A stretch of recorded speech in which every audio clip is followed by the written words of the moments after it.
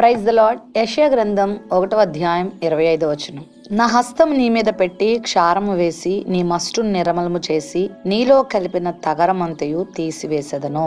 దేవునికి అవిధేయకరమైనటువంటి జీవితాన్ని జీవించి తిరుగుబాటు చేయుట ద్వారా మనిషి ఎంత నష్టపోతారో, మరి ఆ నష్టపోయినటువంటి మనిషి తిరుగుబాటు చేసి దేవుని నుండి దూరమై గాయాలు పొందేటువంటి వ్యక్తిని దేవుడు ఏ విధంగా పిలుస్తున్నాడో ఈ యొక్క అధ్యాయంలో మనం చూస్తాం. నిత్యము తిరుగుబాటు చేస్తూ మీరు ఇంకా ఎందుకు కొట్టబడుతుంటారని ప్రభు ప్రశ్నిస్తూ ఉంటారు. ప్రేమ కలిగినటువంటి దేవుడు, జాలి కలిగినటువంటి దేవుడు, మనల్ని అనునిత్యము వెంబడిస్తున్న దేవుడు, మనల్ని పరిశీలిస్తున్న దేవుడు, మనల్ని ఆనందంతో సంతోషంతో నింపుతూ నిత్యరాజ్యానికి వారసులుగా చేయాలనుకుంటున్న దేవుడు మన నుండి తిరుగుబాటును చూస్తే ఎంత బాధపడుతూ ఉంటాడో తెలుసా? మనలో ఆయనకు అవిధేయకరమైన కార్యాలు చూస్తున్నప్పుడు ఎంత వేదన చెందుతూ ఉంటాడో తెలుసా?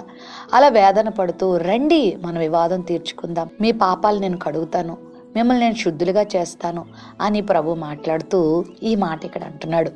ఒకవేళ మీరు మస్టు పట్టి తగరము పట్టి మీరు మలినమైపోయి మరల బాగు చేయలేనంతగా మీ స్థితి మారిపోయినా కూడా నా హస్తాన్ని మీ మీద పెడతాను, మిమ్మల్ని నేను బాగు చేస్తాను, మిమ్మల్ని నేను కడుగుతాను, మరలా మిమ్మల్ని ఉన్నతమైన స్థానంలో మిమ్మల్ని తీసుకొస్తానని ప్రభు వాగ్దానం చేస్తున్నాడు. ఈ ఉదయకాల సమయంలో దేవునికి దూరమై అనుకోకుండా ఆయా రకాలుగా లోకానుసారంగా జీవించి ఆయన గాయాలు రేపిన వ్యక్తిగా నువ్వు ఉన్నావా?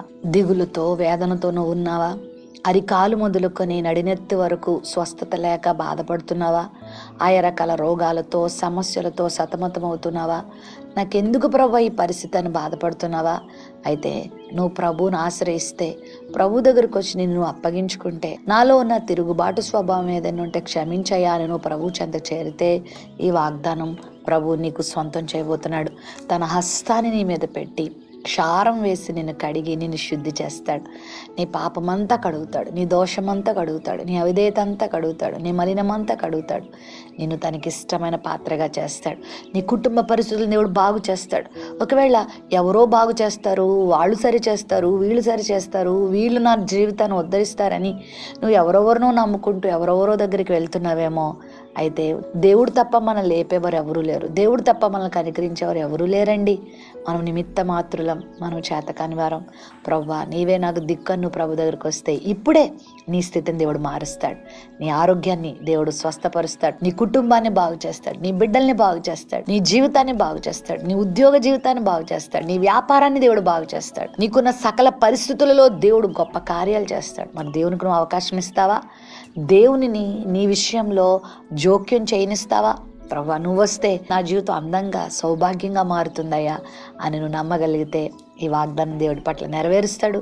ప్రతి చెడుతనాన్ని, ప్రతి దుష్టత్వాన్ని, ప్రతి దుర్మార్గతను, ప్రతి విధమైన శాపమును, ప్రతి విధమైన కీడును, ప్రతి విధమైన సాతాను కార్యములు దేవుడే తొలగించి నీ జీవితంలో దేవుడు మేలు చేస్తాడు. నిన్ను మరలా ఆశీర్వాదకరమైన వ్యక్తిగా చేస్తాడు, దీవెనకరంగా చేస్తాడు, ఆనందంగా నీ జీవితాన్ని మారుస్తాడు. ప్రేమ నమ్మకం కలిగిన మా తండ్రి, నీ బిడ్డల జీవితంలో గొప్ప కార్యం మీరు చేయండి, వారిని మీరు కడగండి, బాగు చేయండి, స్థితిగతులను మార్చండి, అద్భుతాలు చేయండి.